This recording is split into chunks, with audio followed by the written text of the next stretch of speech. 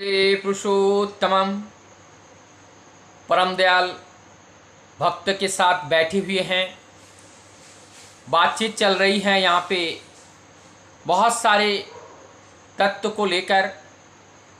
कभी कोई पूछ रहे हैं ठाकुर आत्मा क्या है। ठाकुर जी के सब सहजता के साथ बताते हैं ये आत्मा ही गति है और ये गति स्पंदन से आती है। अर्थात जब तक ये हमारे अंदर स्पंदन रहती हैं तब तक प्राण की उपस्थिति माना जाता है, और जब इस स्पंदन की समाप्ति हो जाती है तब प्राण की गति रुक जाना माना जाता है। इस तरीके से आत्मा अर्थात वो गतिमान है। वो जब तक रहते हैं तब तक शरीर चलायमान रहती हैं, स्पंदित रहती हैं, सक्रिय रहती हैं और जीवनीय शक्ति भी चलती रहती हैं और किसी भी तरह का डीके भी नहीं होता है। लेकिन जब देह में से वही आत्मा, वही प्राण, वही गति, वही स्पंदन जब रुक जाती हैं तो जीवन गति रुक जाती है। और जीवन गति जैसे रुक जाती हैं वैसे ही ये बायोलॉजिकल जो बॉडी है वो बॉडी में डिजेनरेशन स्टार्ट हो जाता है। तो आत्मा ही हमारी जीवन की गति है, स्पंदन है, जिसे हम जीवित हैं इसका ये प्रमाण इनसे प्राप्त होता है। अर्थात परम दयाल के द्वारा जिस बीज नाम को दिया गया वो बीज नाम ही मूल स्पंदन है, वो बीज नाम ही मूल है और वही बीज का ही विकसित रूप संपूर्ण ये जगत है। इसीलिए वही स्पंदन सर्वत्र है, सभी जगह वही नाम रूपी बीज सबके अंदर विद्यमान है। इसलिए आत्मा को गतिमान कहा जाता है। फिर ठाकुर जी से पूछते हैं सद्गुरु कौन होते हैं। ठाकुर जी बड़े सहजता के साथ, पहले तो ठाकुर जी हर जगह बोलते हैं मैं एक मूर्ख व्यक्ति हूँ, मैं उतना पढ़ा लिखा नहीं जानता हूँ, मैं कोई साधु नहीं हूँ, मैं कभी बड़ा कोई किताब ग्रंथ का, धर्म ग्रंथ का अध्ययन नहीं किया हूँ। मैं सहजता के साथ अपने बोध में जो आता है परमपिता के द्वारा, जो परमपिता हमसे बुलवाते हैं मैं वही बोलता हूँ। मैं ये नहीं जानता हूँ मैं क्या बोल रहा हूँ, लेकिन परमपिता जो हमसे बुलवाते हैं मैं वही बोलता हूँ। ठाकुर जी इसी बात को भी इतना सहजता के साथ ठाकुर जी कह रहे हैं सद्गुरु का मतलब जो सत्य को जानता हो, जो सत्य को जानता है, जो सत्ता को जानता है, जो मूल कारण को जानता है, वही कारण पुरुष है, वही सत्ताधीश है, वही सद्गुरु है। कितनी सिंपल है, कितना सहज है।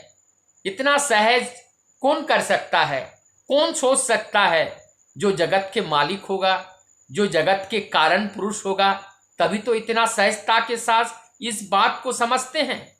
ठाकुर जी फिर आगे बोलते हैं इसी बात को ही तो वहां भगवान श्री कृष्ण के द्वारा वही कुरुक्षेत्र के मैदान में अर्जुन को बताया गया था।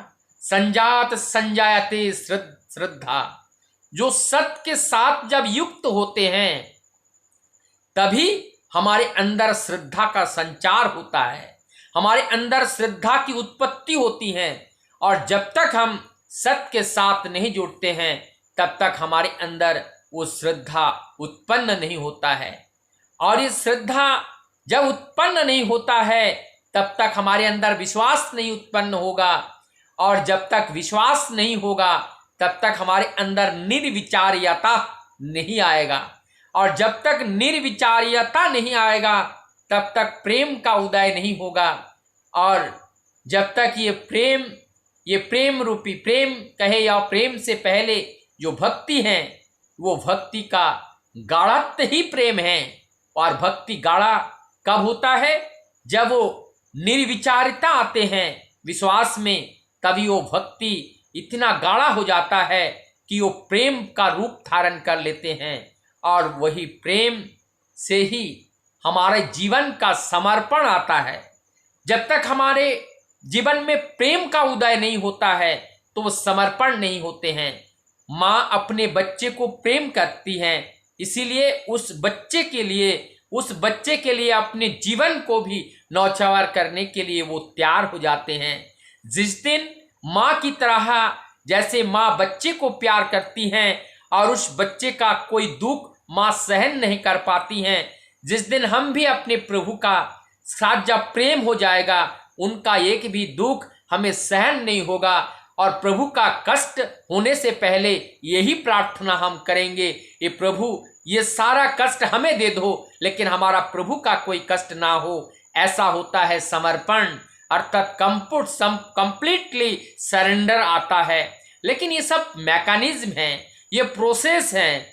एक दिन में जिसका आता है, लेकिन जिनको एक दिन में नहीं लगे रहते हैं, अगर निष्ठा के साथ जब लगे रहते हैं, ये सारे स्टेप एक एक करके जब हम पार करते हैं तो परम पिता की दया से, प्रभु की दया से, प्रेममय की दया से वो प्रेम भी जागरण होते हैं और उनको चरण में हम समर्पण करने में भी सफल हो पाते हैं।